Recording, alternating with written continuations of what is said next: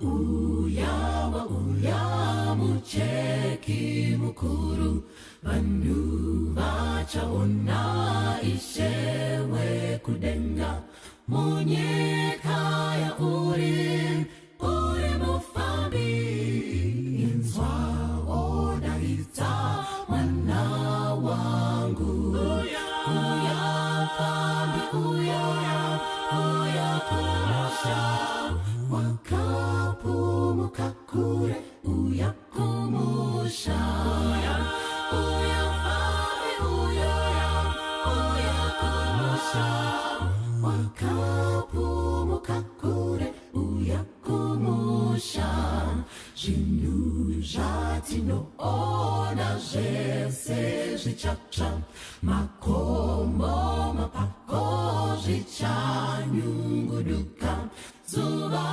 richatima mwedzi uchapera vakaipa vachashayiwa pekuwanda vakuru nevadiki vachasangana pamberi pechigaro chake Ishe hapana chapunyuka umo mukutonga tese tichazumira parutongo uya mfambi uya kumusha wakapumuka kure uya kumusha uya mfambi uya kumusha wakapumuka kure uya kumusha regai zvakaipa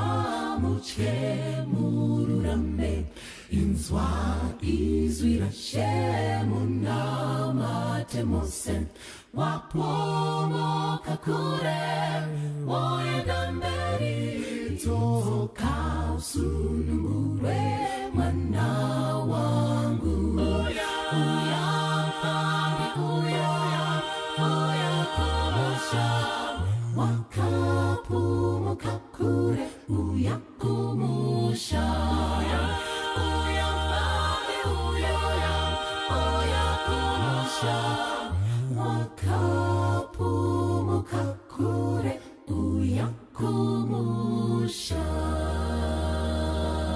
Kwaziwai vadiwa vateereri nevatariri vedu, tinoda kukuchingamidzai pachirongwa chedu Health Matters.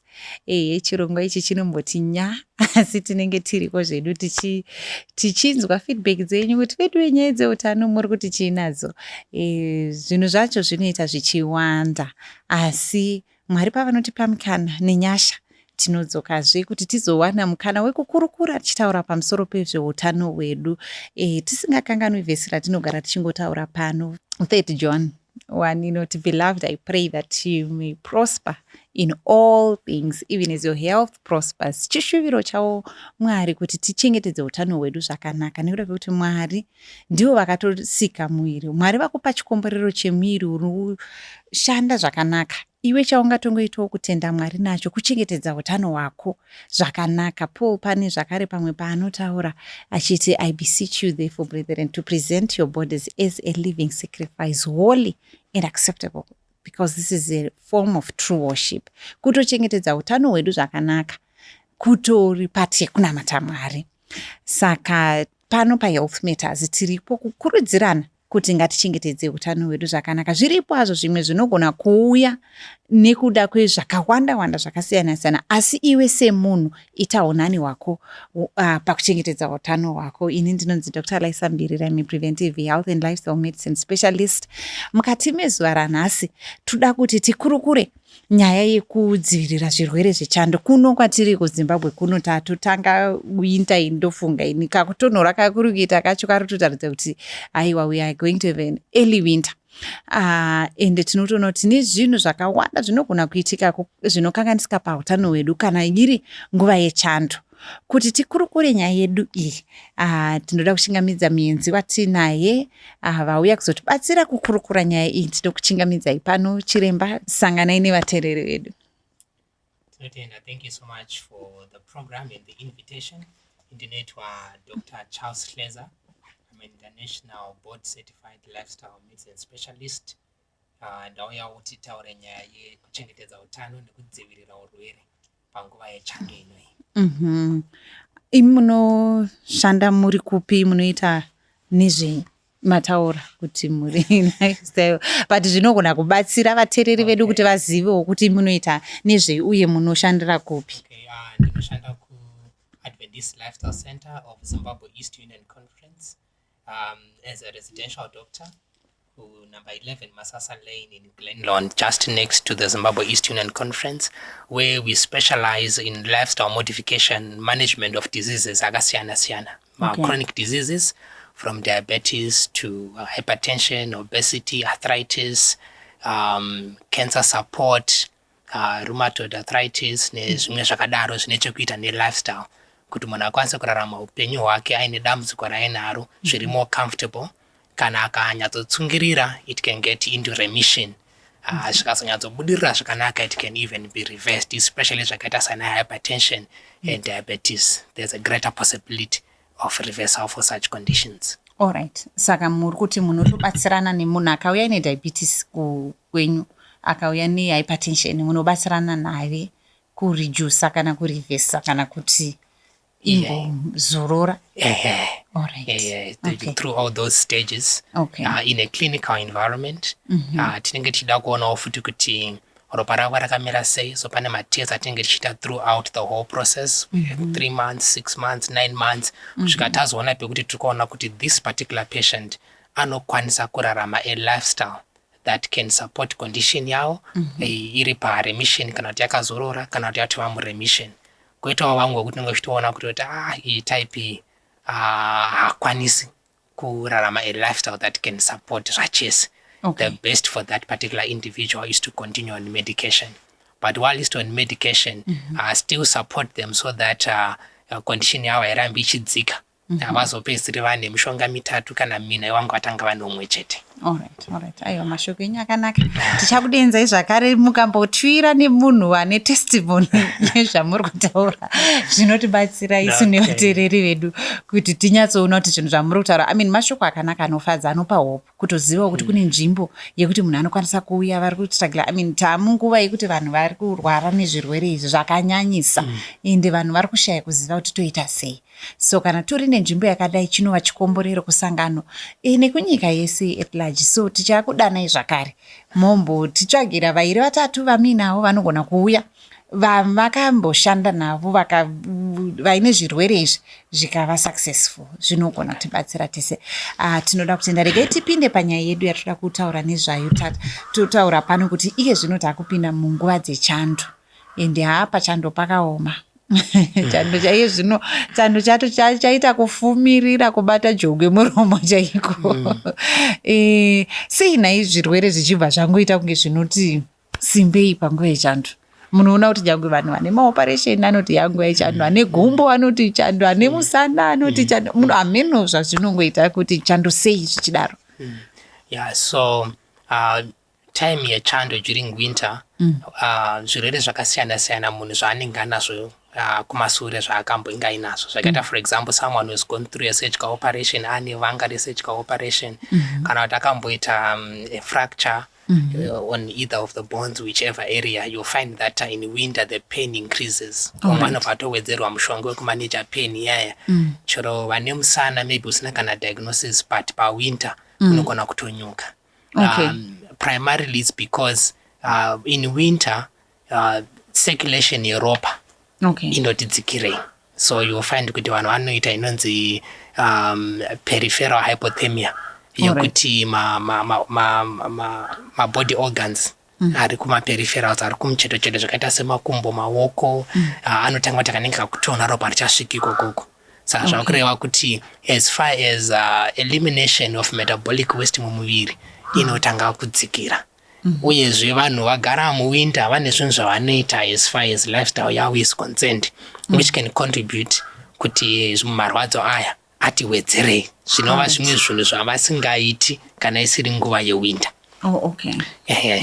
Saka zvinhu zvinofanana nezvipisi. Alright, so maybe tingangotaura tichiti munguva yewinter pane zvinhu zvinogona kuincrease inflammation. kwatinogona kuti kuzvimba. Sekuti kana munhu akabondera pakati kanenge kakutsvuka takuti munhu azvimba. Saka muviri unogona kuti atinoti chronic systematic inflammation inenge iri palevel yakanaka, dzimwe nguva yoti kwire stereki. Saka pawinda inogona kunyanya kukwira stereki. Chimwezve chinogona kuitika ndechekuti immune system yemunhu inogona kuva depressed panguva yewinda. Nekuda kwezvinhu zvakasiyana siyana zvatichataura. Uyewozve kana takatarisa immune system ine ma different types aripo. Saka zvichienderana nokuti munhu agara ane muviri wakangogwinya here zvaagara ainawo inenge ichinzi innate immune system, kana kuti adaptive immune system yake panguva yapera yese aikwanisa here kuti kana munhu akapiwa mushonga anga asingaiti defer mushonga waari kutora osiyira pakati, zvokonzera pamwe nguva immune system yake idzikire. Saka zvinhu izvozvizvi zvinogona kuita kuti munguva yewinda zozonyanyonyuka zvakanyanya. But zvimwe zvinowanzoitwa nevanhu munguva yewinda zvinoita kuti immune system yavo idzikire, kana kuti utano hwavo generally hudzikire, kana ingava inflammation iyoyo yozokonzera kuti munhu atange kuita marwadzo ayaya. Chinhu chinoitwa nevanhu vakawanda muwinda chandakaona ini ndechekuti muwinda vanhu vanonwa mvura shoma. Vanonwa mvura shoma nekuti vanenge vachiti inotonhora, nekuti kuri kutonhora. Vamwewo vanogona kudziisa, asi vazhinji havamwi mvura yakakwana munguva yechando. Vasinganwi mvura yakakwana munguva yechando, chii chavanozomwa? Vazhinji vanonwa tii.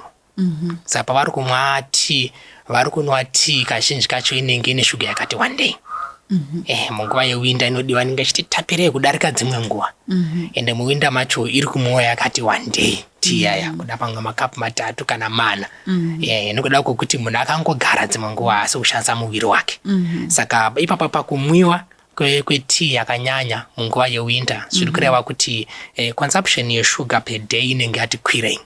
Saka consumption yeshuga per day ikakwira zvakanyanya zvakureva kuti masoja emuviri atiri kutaura aya anogona kupinda muany of the 2 categories, ingava innate kana kuti adaptive. Innate chingoreva kuti masoja emuviri anoshanda, kana kuti tingati isystem inodzivirira muviri isina memory, isingarangariri zvakamboitika, kana kuti inenge ichiuya through maorgans akaita seskin, kana kuti the stomach wall lining, kana kuti mastomach acids, kana kuti mamucosa lining.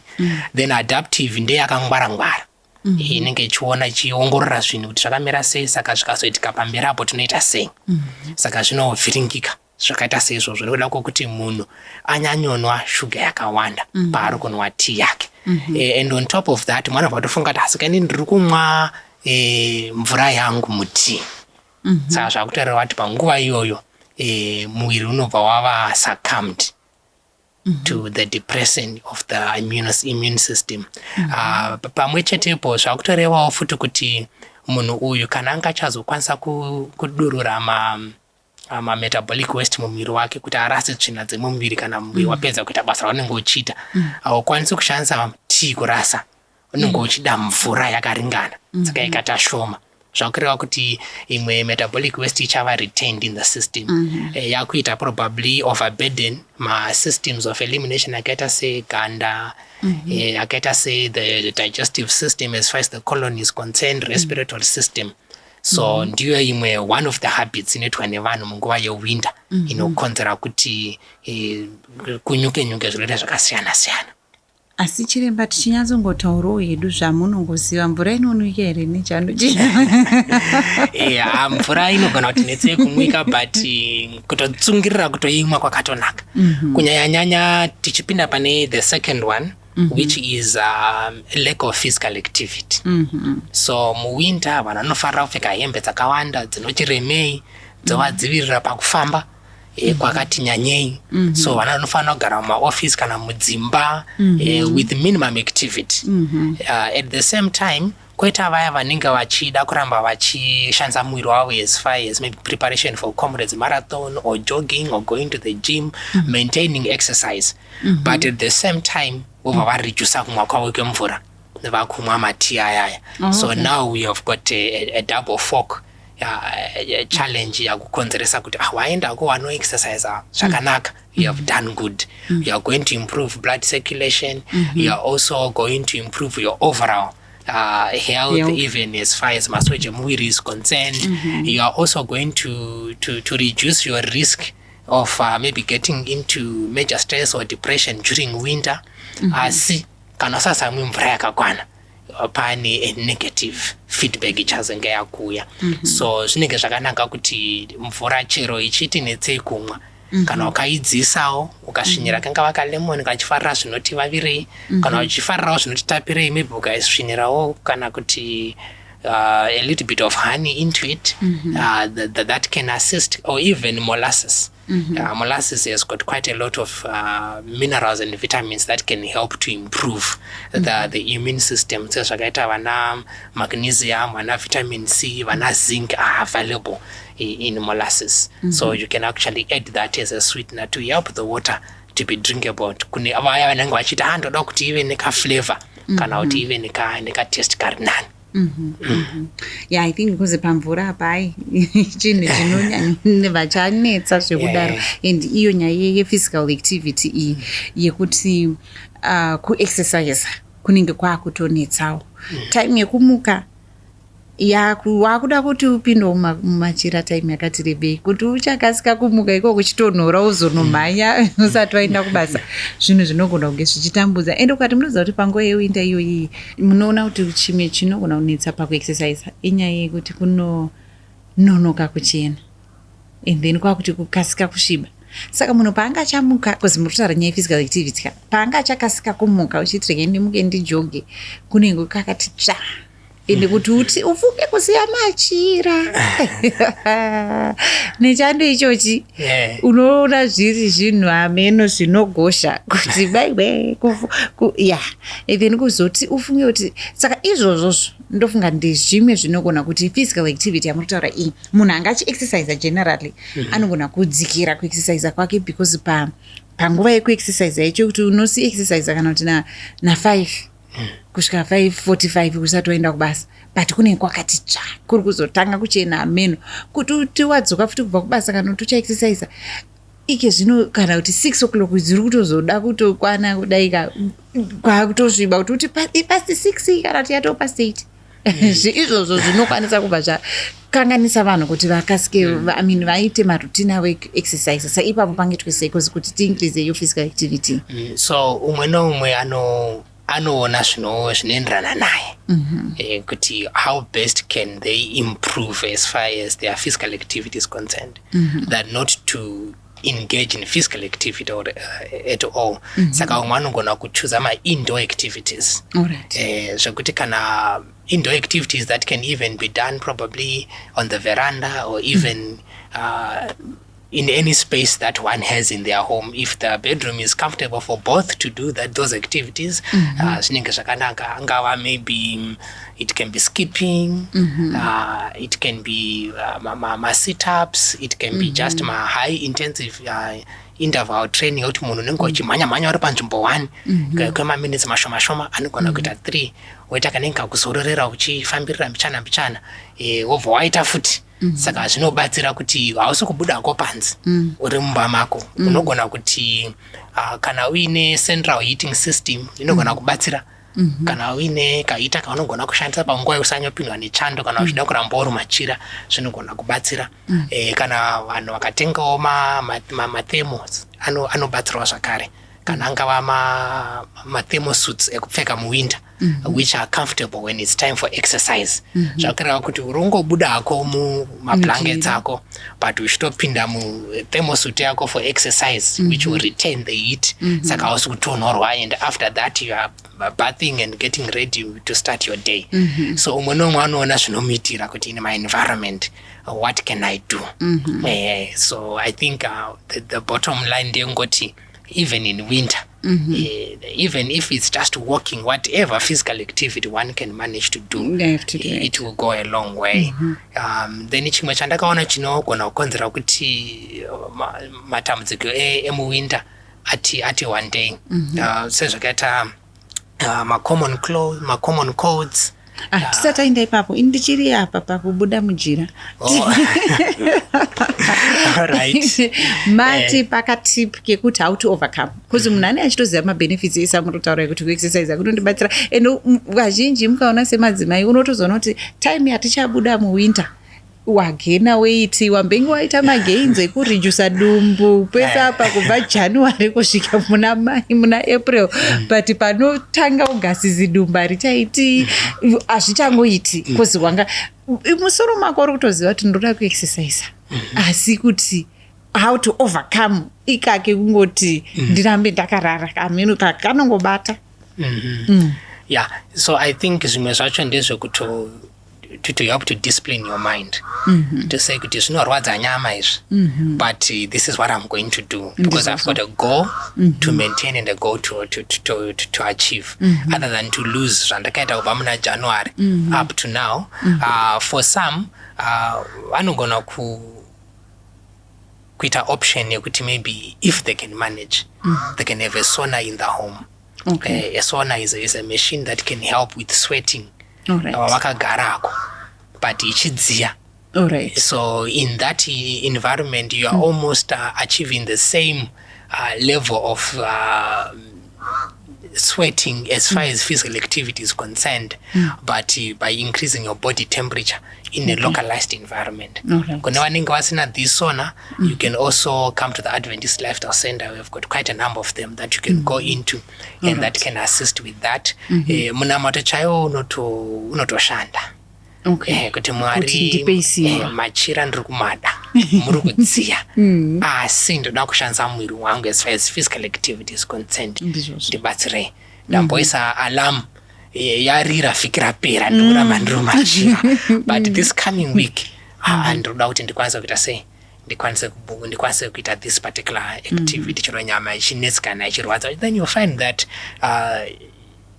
God assisting munotobuda machira akutokwanisa kuita that physical activity. You can also join my different support groups. Ekuti ukagara maybe in your church, if you have got a group fitness, you can encourage one another, and some might even give my tips of what they are doing. If it's not a church, maybe it's just in your community. Pane vangona munogona kuita team up with that. No, let's meet at this point and let's go. But time ya munenge maona kuti inokuitira zvakanaka. Even as a family, you can team together until others maybe join as we go through winter. Ndakaona sekunge winter inenge iri rekupero kuti inogona kusvika muna August, iyo yatanga muna May. So it's a very long period of time. You don't want to come out of winter, your body size yati wedzerei. You still want to maintain. Can yati wedzerei a little bit, which might be easier to overcome post August. Aiwa maita basa kuzanye iyo yakatooma. Yes, ngatichiende pane zvirwere zviri common zvinowanza batika mutime yatatopinda inoyi. Okay, so nandoda kutaura nyaya yema-respiratory infections akasiyana-siyana. Akaita strep throat infection, paura pazvitenge pari kukarakata kanenge kakukwenga because paita infection inenge iripo. And then common colds, flu, and then mazuwano kune flu mupengo iri rakatanga 2019 mu-lockdown. You'll find people still have this COVID-19 even up to now. Although now it's better manageable than back then.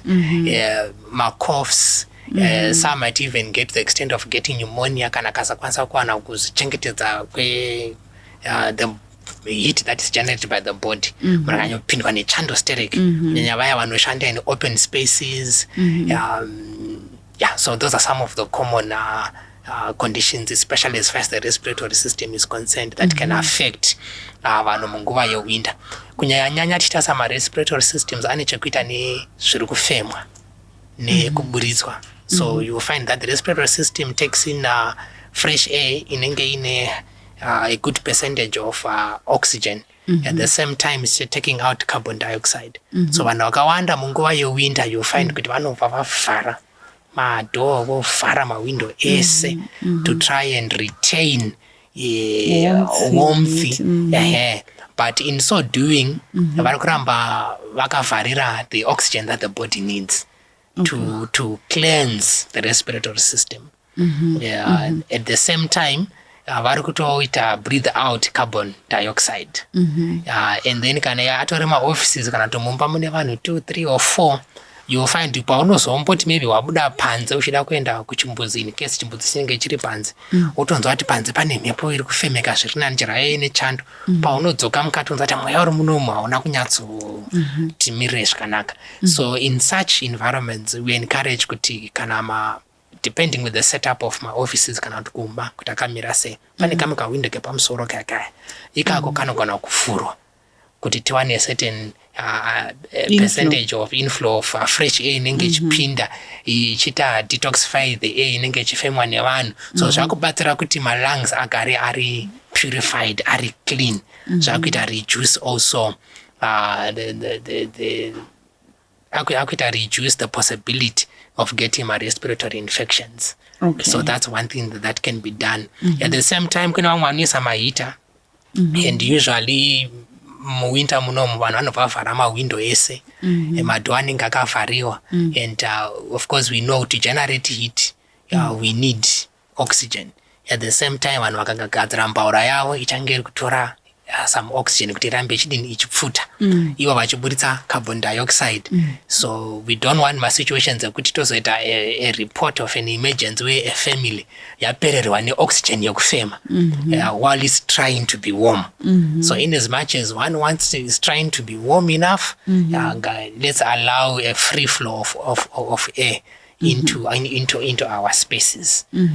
So as far as my common conditions are, you find that can help to prevent my common cold condition atinosangana nawo. All right. Saka pane zvinhu izvi kozi vana munoona kuti zvirwere pamazuva apera apa kwatinenge kuine kanenge ka-outbreak ke-bronchitis muvana vadiki. Quite a number, ende zvanga manesi angachititaurirawo nenyaya dzekubatwa kweinonzi chibronchitis muvanomo. Endeke zvino nekuti taakutopinda muwinter, tatotongo muwinter, zvinogona kuti wedzerei zvirwere izvozvi zvemarespiratory infection. Ende pakuda kuti tione kuti vana vadiki vanowanzobatwa nezvimaflu aya zvakanyanya panguva ino, ichi chinoita kuti vana vadiki vanyanyodhererwa nemaflu iwawawo. Vana vadiki pakukura kwavo immune system yavo yatataura yaya innate yavanenge vakawana kubva kuna mai vavo, pangave through the placenta kana yanga ichiri fetus, kana kuti through breast milk when they were at the stage of breastfeeding. Post that still vari kuchiri kudevelopa the adaptive immune system as opposed kuvanhu vakuru. So you'll find kuti vana mai dzimwe nguva vanogona kusaziva kuti munguva yechando how best can we help kuti vana vadika vasabatwe nematambudziko akaita seiwawawo. Saka kutopfekedza vana chaiko muwinter kunenge kwakatinakira, kuvapfekedza zvinoenderana. Unozoona kuti chimwe ana muwinter chaimo hachina kana masocks kana boots dzinodziya kutsoka, pamwe chakatopfeka short kana kuti chakapfeka kasketi kanotogumira nechokumusoro, makumbo ese ari panze ari kurohwa nechando. Dzimwe nguva itori hembe isina maoko isingavhari, kana kuti imwe itori neback out but iri nguva iri nguva yechando. Saka zvakureva kuti core body temperature, my internal organs kunogeneratwa most of the heat, it's usually around the upper body. And area iyoyoyo kana ikasakwanisa kuchengetedzwa zvakanaka, it begins to lose much heat. But at the same time chifanirwa futi kuti my extremities they are also insulated. Saka kureva kuti afanira kupfekedza vana kubva kutsoka kusvikawo kuhura nekumaoko, zvinovabatsira to retain the heat that the body is producing.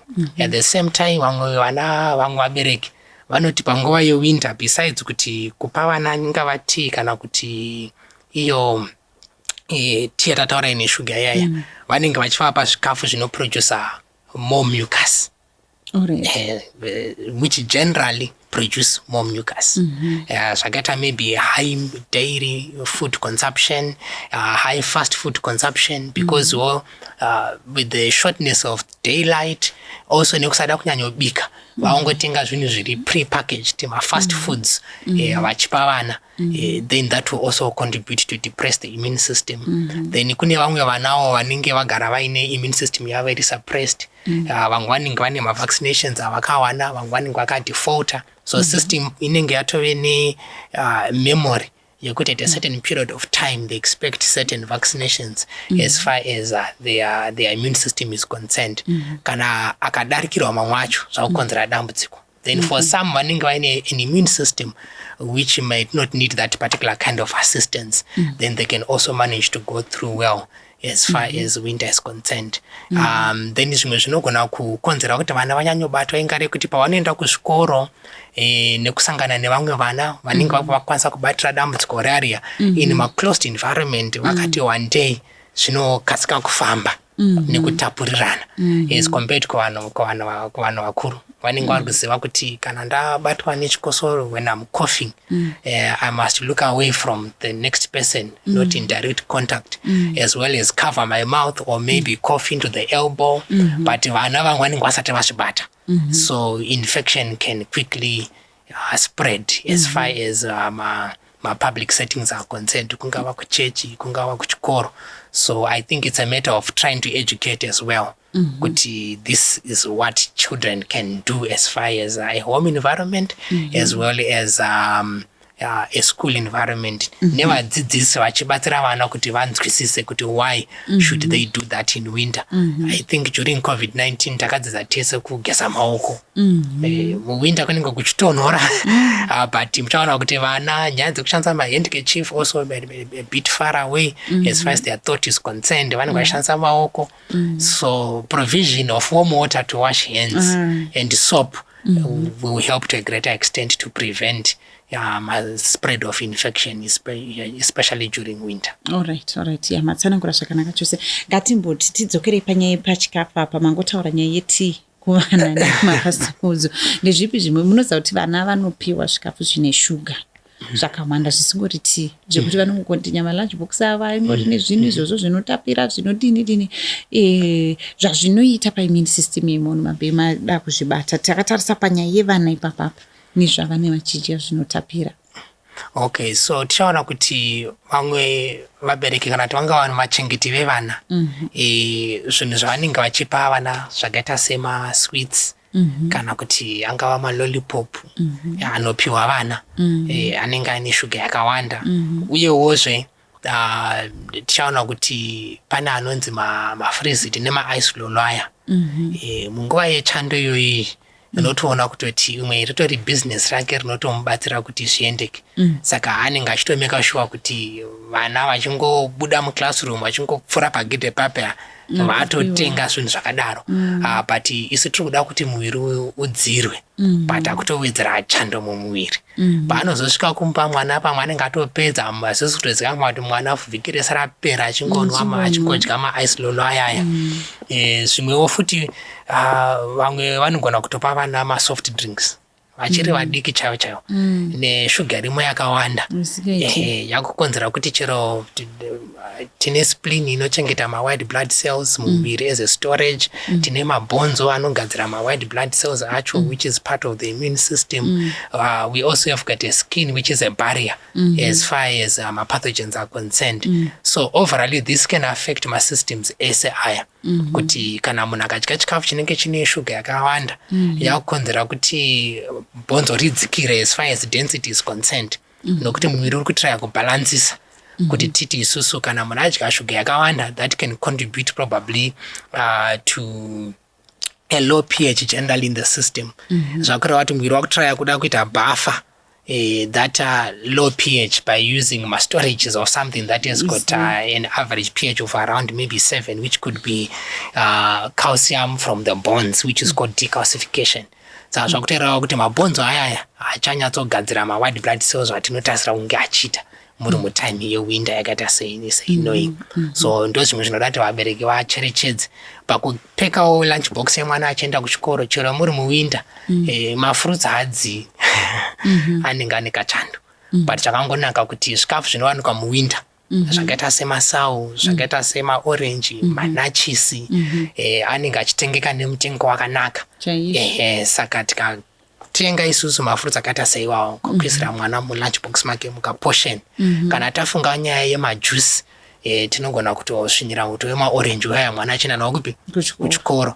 Kune vanenge vaona kuti it's too much for us. We have got a very beautiful program coming up yekusupporta ma-parents nevanochengeta vana as far as juices that can support the immune system during winter annoying. Which could be my orange juices, my nachi juices, which can stay maybe over a period of 3 days, then you come for another supply. That can be an option. Then ichingwa wakana tichivapa nditsanangurire program yamatauri tinoda kuti vanhu mabva vabata. Alright, saka iyi program yekuti tiri kuda kubatsira vanhu kuti pavari kuendesa vana kuchikoro paya vaendesa vana vaine the right juice. Nekuti tiri kuti isusu juice rariya rine shuga yakawanda ichanoita kuti masoja emuviri atatarike kuita basa raanoda kuita. Anenge kutanga ane kadzungu, kunge kanenge kakudhakwa, achanyatsoona kuti muvengi here kana kuti haasi. Time yaari kutora kusvikira pakuda kunorwisa the bacteria or the virus, it's now longer than the average time that it can do that. Saka tiri kuti isusu tine chirongwa chakanaka kuAdventist Lifestyle Center chekuti tinokusvinirai majuice akasiyana-siyana. Tinogona kuisa mu2 liter chigubhu. Imi mongouya muchitora chi 20 liter chenyu chiya chinogara for 3 days. Kana imimi muchiti nguva zhinji mune magesi kana kuti solar backup for storing in a fridge or deep freezer, you can even get for the whole week, which will be 4 liters.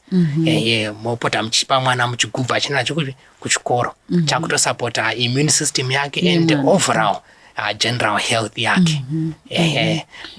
I think ichi chirongwa chakanaka vateereri vedu chinogona kutibatsira kusapota kuzi panyaya yevana panotoona kuti immune system yevana isu vabereki tisu tinokonzeresa kuti idzikire nezvatinenge tichivapa. Tikava intentional kuti alright, pane vari kuti ivo hauna nguva yekugadzira majuice aya, pane vari kugadzira vekuAdventist Lifestyle Center, zvakanaka kuti uvabate vokugadzirirai majuice iwawa.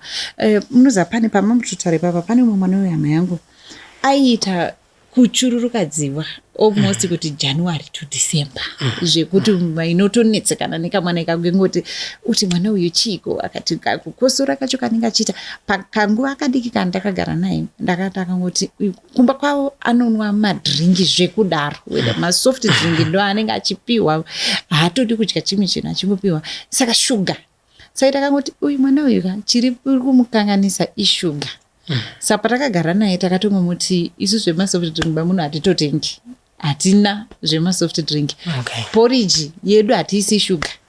Kubva tane 14 years, kubva mwana wangu musikana achitanga kudya porridge aine 6 months, takabva tatoita decision semhuri yese ini taisisa shuga muporridge.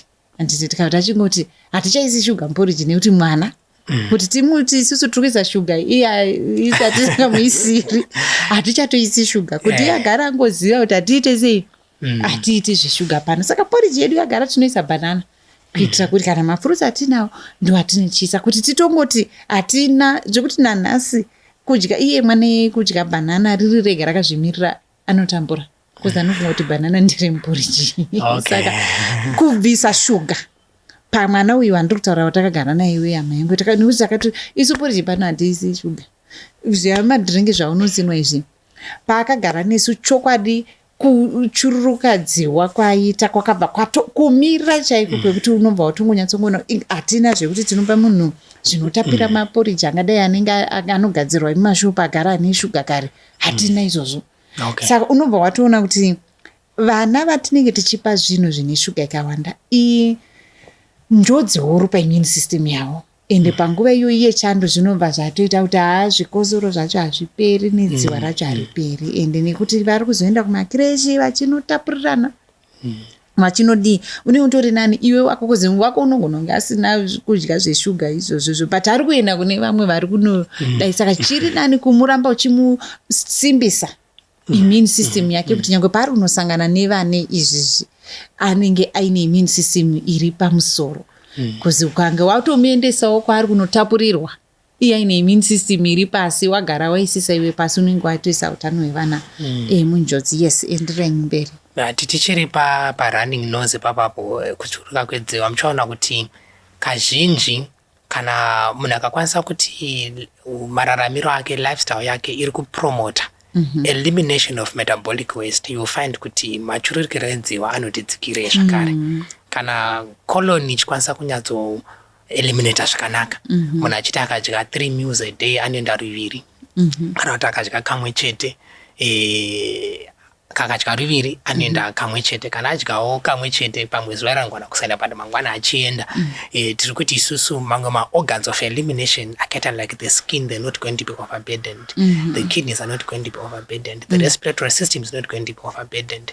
Kana munhu achinorasa weight yake mutoilet ichibuda ine kala yakada kuenderera nemvura yakasina nyata semvura, zvinenge zvakanaka izvozvo. Asi kana ma-different organs of elimination akava overburdened, another way that the body tries to eliminate waste sometimes can be through a runny nose. So you find kuti kana other organs of elimination, if they are working well, even during winter, the kuchuruka kwedziwa kunova manageable zviri nani. Umwe anogona kutopedza winter yese usina kana kumbochuruka dziwa. Maybe changoitika nechekuti pakapatonyora wakabuda panze wangoitawo kakusiniza or just a sniffing here and there, reaction wangobudawo panze nekuti chimwe chinogona kuita kuti panguva yewinter dambudziko iri rezvirwere zvakasiyana-siyana ringe rinonyanyonyuka zvakanyanya, tichitarisa maybe kuvanhu vakuru.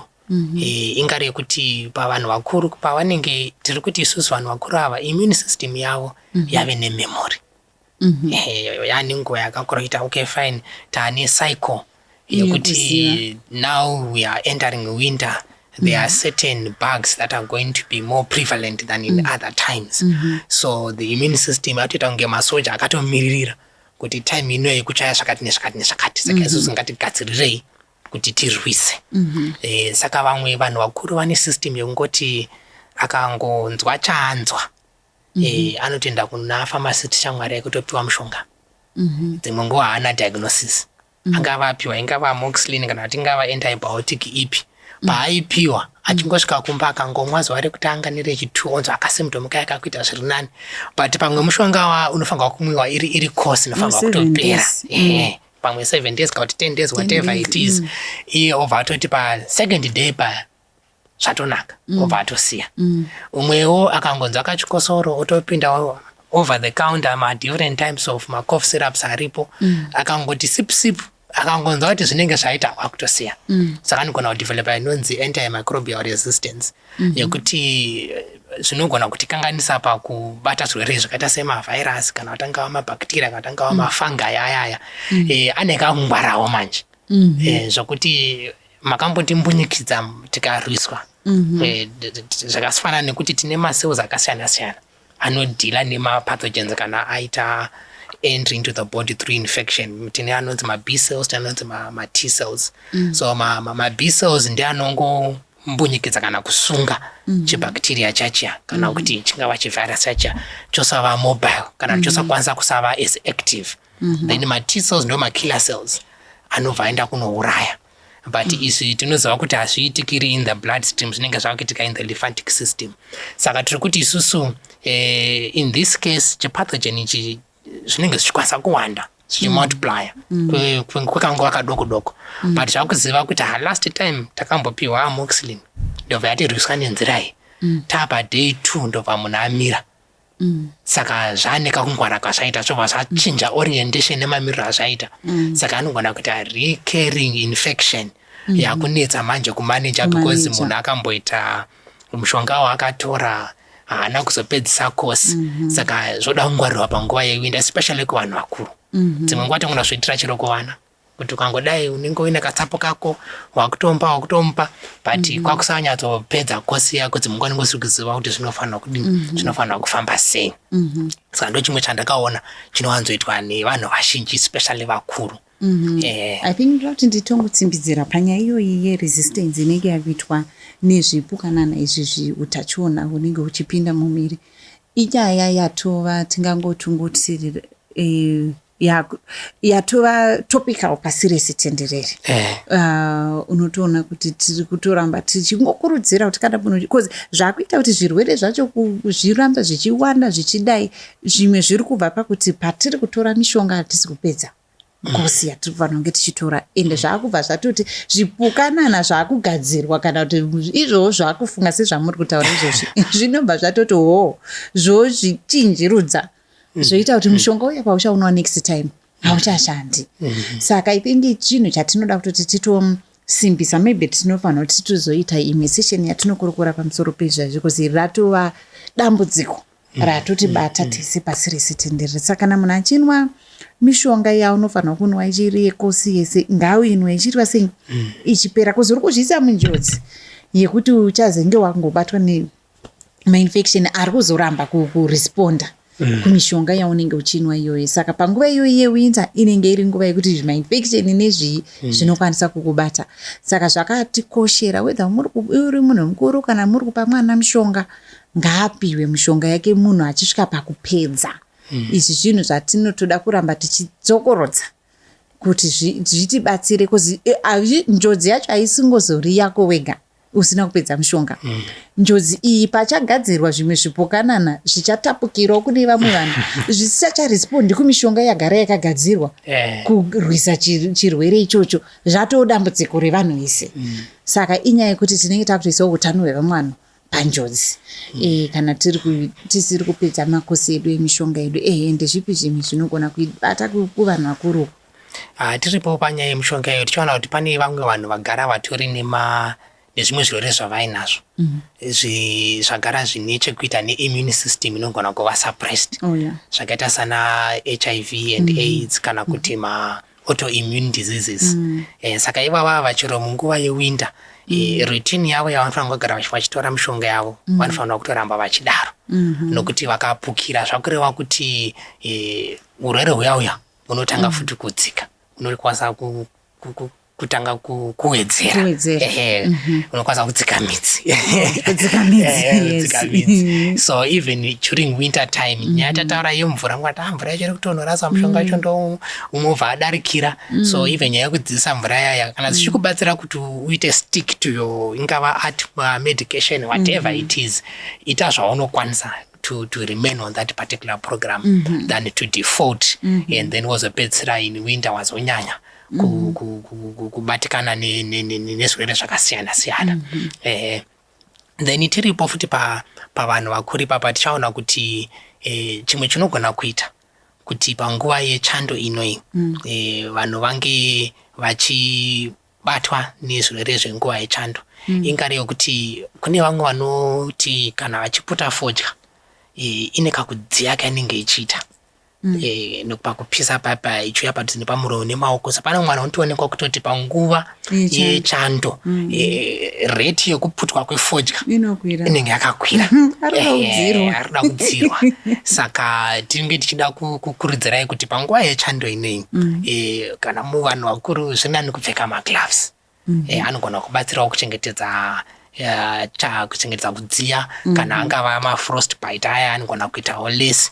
At the same time generally world over we agree and understand kuti kutomira kuputa fodya kwakanakisa, nokuti kuputwa kwefodya kunosuppressa immune system and hakuna a body system that is not affected nekuputwa kwefodya.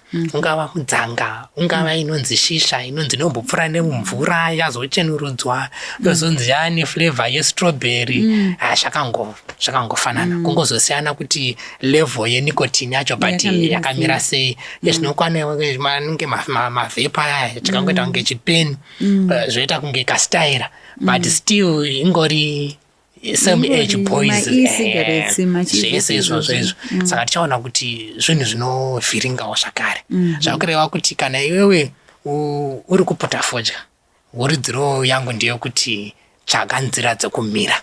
Kana kuri kuti wambozama kuda kumira kuputa fodya zviri kunetsa, unogona kuuya kuAdventist Lifestyle Center toshanda newe kukubatsira kuti uturu hungadzikiswe sei, detoxification program yekukubatsira to overcome iyo nyaya yekuputa fodya. Chimwe futi chinowanzo affecta ivo tichingoripo panyaya yekuputa fodya, second hand smoking iya inotapurira kuvana nekunana mai nevamwe vanenge varipo zvakuti affecta futi immune system yavo. Chimwezvo futi kumwiwa kwedoro, kune zvidoro zvinenge zvichinzi zvinopisa.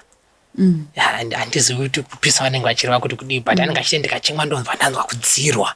Saka zvireva kuti pakutime iyo ino yewinter futi vanhu vakuru vanowedzera kamumirwo kwedoro netumwe tudorodoro twakasiyana-siyana. Tumwe twacho tusina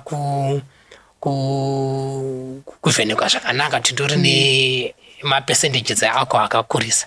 Though tinotoziva kutoti there is no amount of alcohol. There is no amount of alcohol that is safe for consumption. Saka tichida kuona kuti zvakakunakirai kutosiya kudini kumwiwa kwewawa munguva yechando nezvachese gore rese zvinenge zvakanaka, nokuti inonoaffecta liver, yoaffecta masystems akawanda anobatsira kuti immune system inge yakagwinya, uyezve zvichibatsira kuti iyo inflammation yatichataura yaya inge yakadzikira. Saka muchaona kuti vaya vagara vane mascar tissues, mascar tissue avainawo, kana kuti vane mavanga, kana kuti ane fracture yakamboita, kana musana unomborwadza, ukatombozvizama munguva yewinter inoyi kuti inini ndagara ndinorwadziwa nedambudziko iri munguva yewinter, but pawinter inoyi I want to do these 3 things. I'm going to have no sugar consumption. I'm going to substitute it with something else. Ingava honey, ingava molasses, dried fruits, kana kuti fresh fruits, anenge ari sweet. Over what you are going to exercise your body to the best capacity and ability that you can manage in your environment. At the same time, you are going to avoid fast foods. You are going to prepare more foods at home.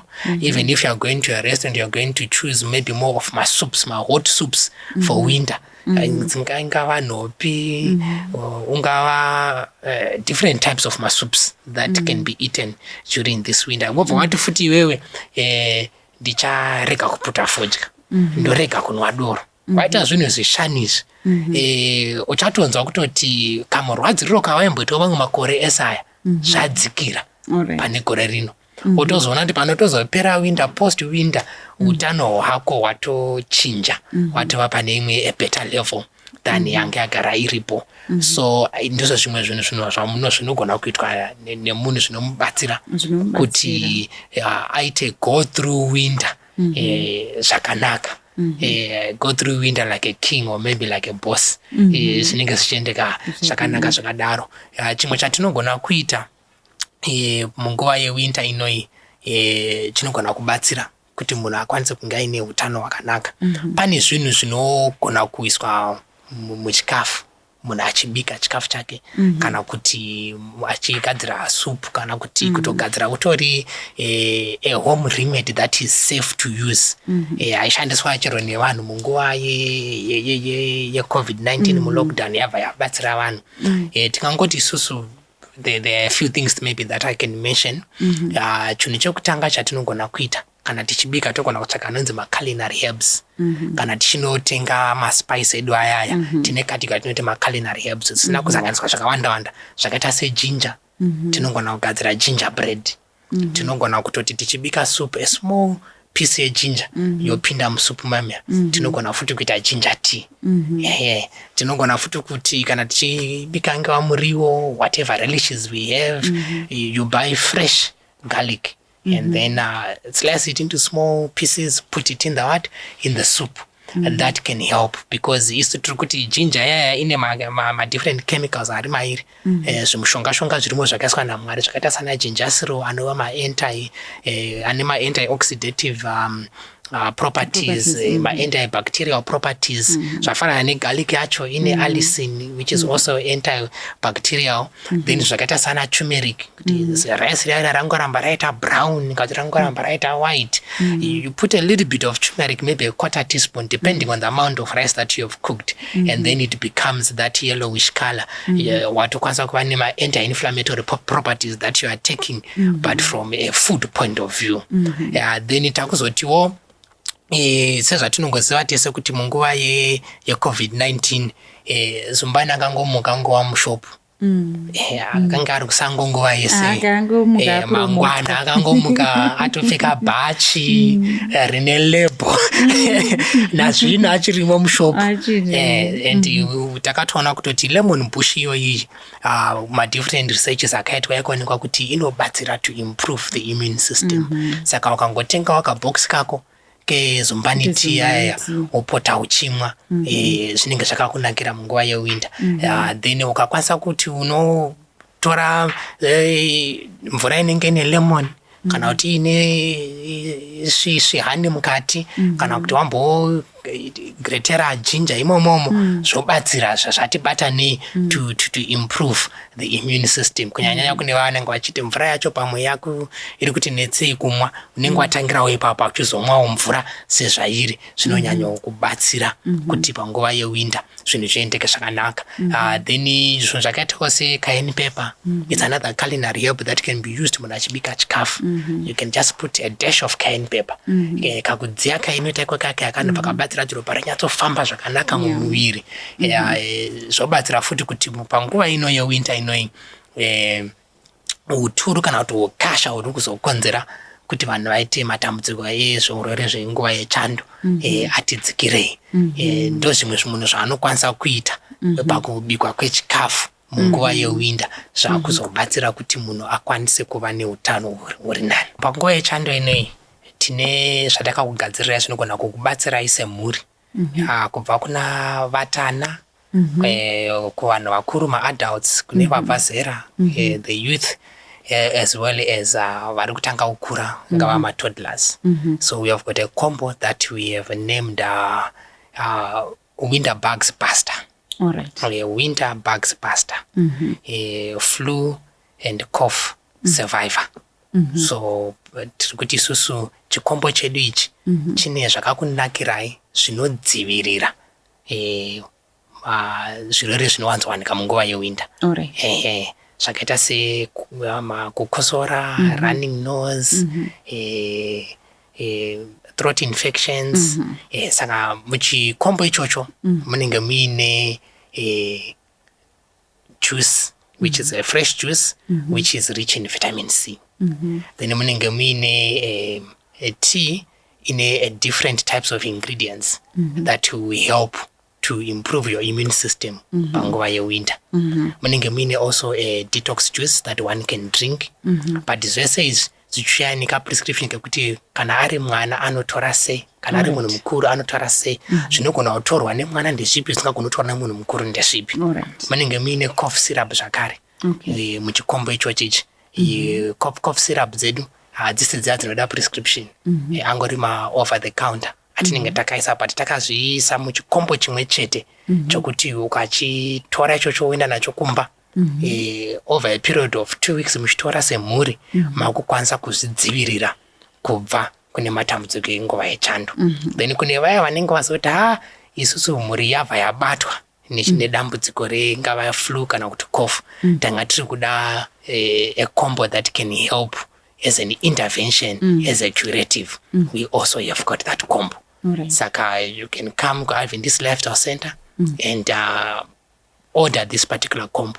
Isusu magadzira tiri kuchigadzira zvichienderana nemazera ari mumhuri, zvichienderana nezera remunhu uye nekuti generally medical history yake yakamira sei. So tinenge tiri kuti mukangotipa just a little bit of information, muri wangani muri menyu mazera enyu akamira sei, then we tailor make it to suit your particular home environment. Saka mukachita an order today, you are able to get it the following day. All right. Yeah, I think mauya zvakanaka. Tinoda kutenda Dr. Hleza matibatsira, matipa chenjedzo nekuti kuno kuSouthern Africa kuno tatopinda muchando. Saka kune vari kunyika dziri kusaidi kwedu kuno zvine zvakakosha kuti tizvidzivirire, tite unane hwedu pakudzivirira zvirwere zvinogona kutibata panguva ino, kana kuchengetedza utano watitori nawo, kana kune vagara vaine makondisheni kuti asanyanya kurwadza, wongoita zvese zvinhu zvatataura pano, kungava kunwa mvura, ngati kugonei kunwa mvura, kungava kuexercisa, kurijusa shuga kana kutoibvisa zvamuchose, kudya mafruits ari musizini. Zvinhu zvine zvakaka munotoona kuti ipo pamafruits ari in-season ipapa unotoona kuti kana tichitarisa kuti maorenji, macitrus fruits anenge akawanda panguva ino, nekuti anewo vitamin C ende anenge akachipa. Ini ndinototi Mwari vari kutoziva furuti iri vanonge iripo panguva panguva yega yega, pasizini yega yega. Saka tikazvicapitaliza zvinhu zvakaita seizvozvo, kozi zvinezvi zvisiri kudhura, kuti pane nguva yekutoti manje paketi remaorenji richange radzika zvakanyanya kudaro zvekuti tinotokwanisa kuita zvinhu izvi. Toona kuti patiri kubikawo tichidya zvinhu zvinodziya, tichisiya kutora zvinhu zvine zvinyanyotonhora, topfekedza vana zvinodziya, tisasiya vana vachitonorwa. Vana vongoramba vachidzidziswa kugezwa kwemaoko ikoko, kozi ndo zvimwe zvatakadzidza nyangwe panguva yeCovid. Kungogeza maoko kunobatsira, kunodzivirira zvinhu zvakawanda. Takaita imwe program yeHand washing inocelebratewa nditi yemuna October Hand washing day iya, yekuti unotoona kuti vanenge vachitaura kuti kugezwa kwemaoko chete kutodzivirira zvirwere zvakawanda. Ini sekutaura kwamaimboita pai. Saka kunguva ino zvinhu izvozvo zvinhu zvakatikoshera, tirambe tichizviita. Mwari vatibatsire, Mwari vatisisekedze panguva ino yewinter. Ngatisavhunduka winter. Isizini yakatotufanira, it's not a bad season. Isizini yakatotufanira ende inotofanira kutoti iveko, asi isusu toita zvatinokwanisa zvose kuti utano hwedu hurambe huri nani. Mwari vachitibatsira, vachitipa simba, isu tichivawo intentional and deliberate pakuita zvinhu zvinosimbisa immune system yedu panguva ino, kuita zvinhu zvinoita kuti nyangwe ndikabatwa neflu inogona kungondisvikira asi ndokasika kuimaneja. Kune anobva abatwa neflu akaita 2 weeks 3 weeks ari down. Nguva ino itori nguva dzemaflu, but unogona kungobatwa umwe anozopedza winter yese asina kutombobatwa neflu nekuda kwezvinhu zvanga zvichitaurwa pano. Mwari vatibatsire, Mwari vatiitire zvakanaka. Tinamatirei chiremba. Jehovha, tinokutendai nechipo choupenyu, tinokutendai nokuti makatisika nemutowo unoshamisa zvakadaro zvokuti tikasangana nemainfections netupukanana twakasiyana siyana, mwiri wedu wakagadzirwa kuti ukwanise kurwisa. Tibatsire tikwanise kurarama raramo inopa kurudziro kumuviri kuti irwise. Asi kana muviri uchinge watadza kurwisa zvinenge zvatiwira, tibatsire tizive kuti tingararame sei uye tingaite sei kuti tikwanise kukurira tigorarama munguva yechando tiine utano hwakanaka. Muzita raJesu ndinamata, amen. Amen.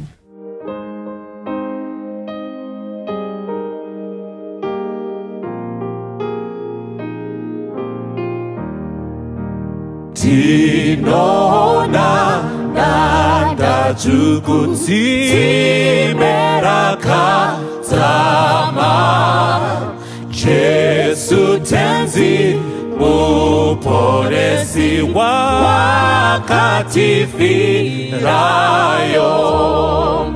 Dzimeiro ndariona iro rino chenesa kudza tenzi rochenesa kudza tenzi rochenesa. Ndaona upenyu hutsva, ndanzwa ropa rake, zvitema zvese zvapera apo padzimeiro. Dzimeiro ndariona iro rino chenesa kudza tenzi rochenesa kudza tenzi rochenesa. Ndamukanda itwa mutsva nembiri yedenga, nemoyo nenguo chena naKristu mandiri.